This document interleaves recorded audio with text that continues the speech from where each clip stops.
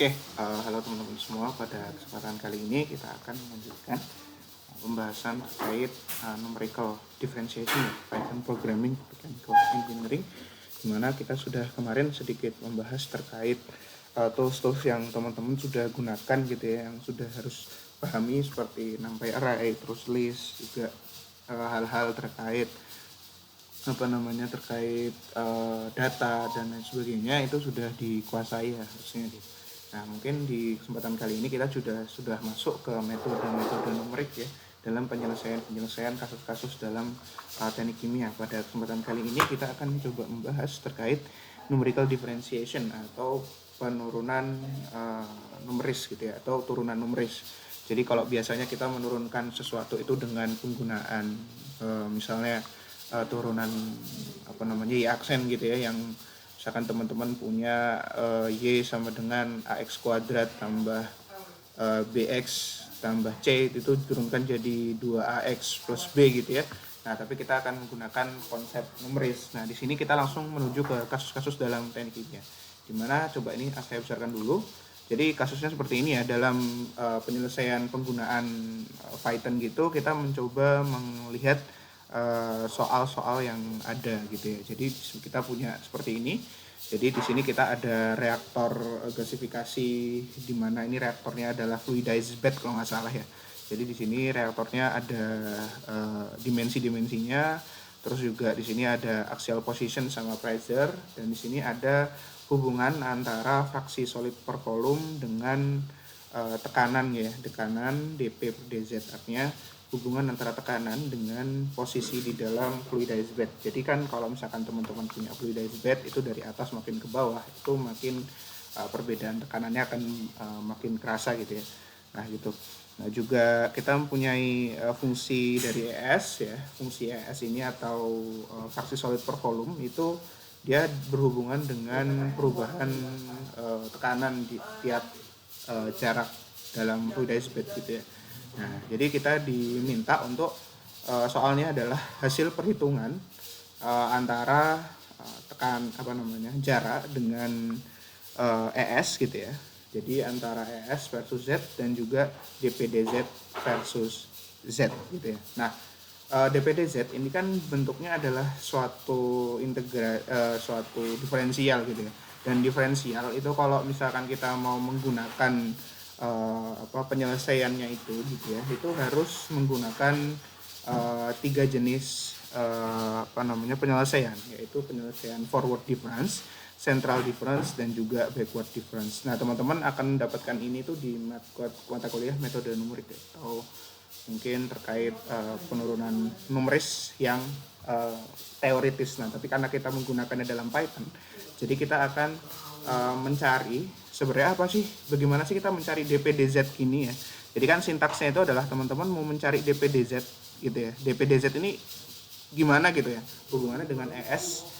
Nah, itu kita menggunakan diferensiasi numeris. Jadi di sini karena dia pada istilahnya itu kayak kalau di dalam data gitu ya, di dalam suatu grafik misalkan, bukan grafik ya, di dalam suatu line gitu ya, di Z sama dengan 0 kita menggunakan persamaan ini untuk menentukan dPdz. Sedangkan kalau di antara 0,25 sama 0,75 ini ya kita menggunakan ini. Nah, sedangkan sisanya untuk Z sama dengan 1 kita menggunakan persamaan yang ini. Nah, dengan data-data yang sudah diketahui. Nah, tapi sebelum kita masuk ke sana, pada video ini kita akan coba membahas dulu karena ini ada 3 jenis kondisi gitu ya. Nah, kondisi ini kan dipakai semua. Nah, kapan kita menggunakan konsep pakai Z sama dengan 0, kapan kita menggunakan 0,25 Z 0,75 ini, kapan kita menggunakan Z sama dengan 1. Nah, caranya adalah ya menggunakan if branching namanya, if branching dan for loop.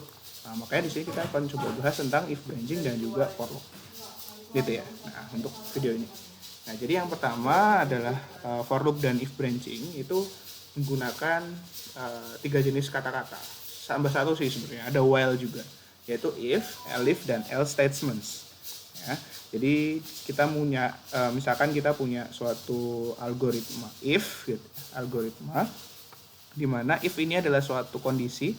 Jadi ketika kondisi pertama, misalkan kita tadi punya yang ini ya, Z sama dengan 0, itu adalah if pertama. Jadi ketika dia z sama dengan 0, maka kodenya adalah menggunakan DPDZ yang pertama. Nah, sedangkan yang kedua untuk elif itu juga sama.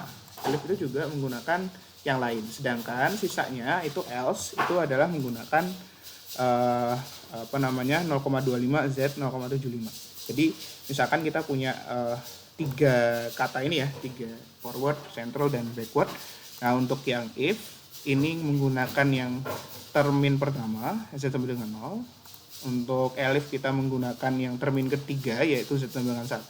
Sisanya itu kan berarti ya udah sisa dari pernyataannya itu ya udah berarti else-nya gitu. Jadi if itu adalah kondisi pertama, elif adalah kondisi batas kedua, dan else itu ya tengah-tengah biasanya kayak gitu. Nah, ini arti dari if, elif, dan else. Nah, selanjutnya ada while. Nah, while loop itu adalah suatu kondisi di mana kondisinya ini adalah menyatakan dia itu pembatasan.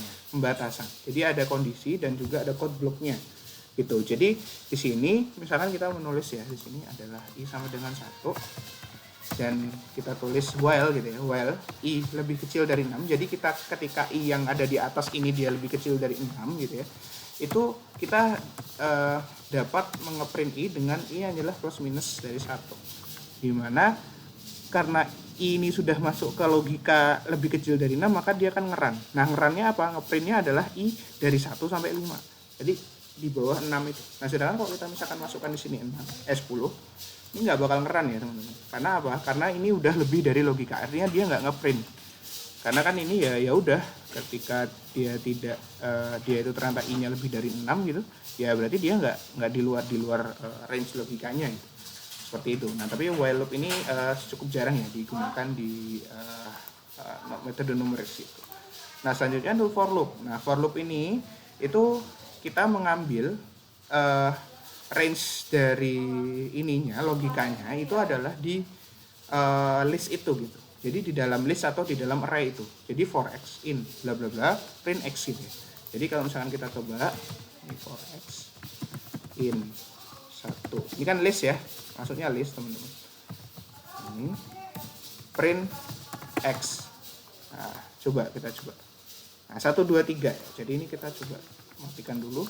Nah, ini printnya adalah 1 2 3. Jadi ini kita ngeprint semua gitu. Jadi ini adalah suatu for loop di mana for ini dia tuh kayak mengambil x dari sini, dari 1 2 3 ini.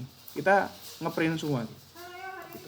Nah, selanjutnya kalau range gimana? Nah, range ini adalah suatu termin baru di mana range ini kayak istilahnya kita membuat mirip-mirip line space gitu ya, tapi dia itu ada auto generate sequence di mana ini biasanya menggunakan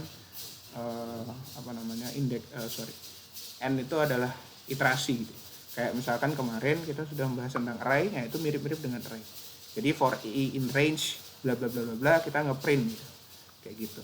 Jadi ini adalah hal yang perlu teman-teman ketahui di tools dalam mencari penyelesaian dalam numerical differentiation. Nah, biar tambah paham, nanti kita coba akan membahas ini.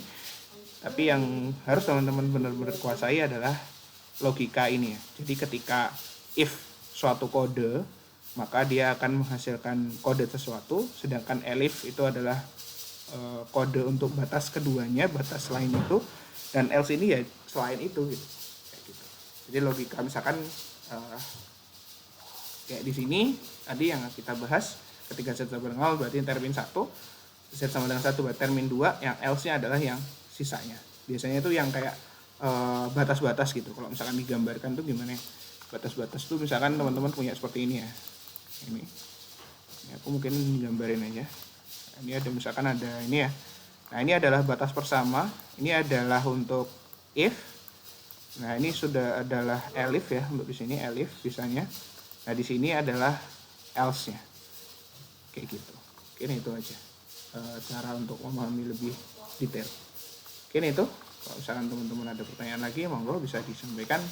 Kita akan lanjutkan di video selanjutnya yang hubungannya dengan ini. Jadi kalau misalkan teman-teman nonton ini harus nonton yang selanjutnya. Terima kasih.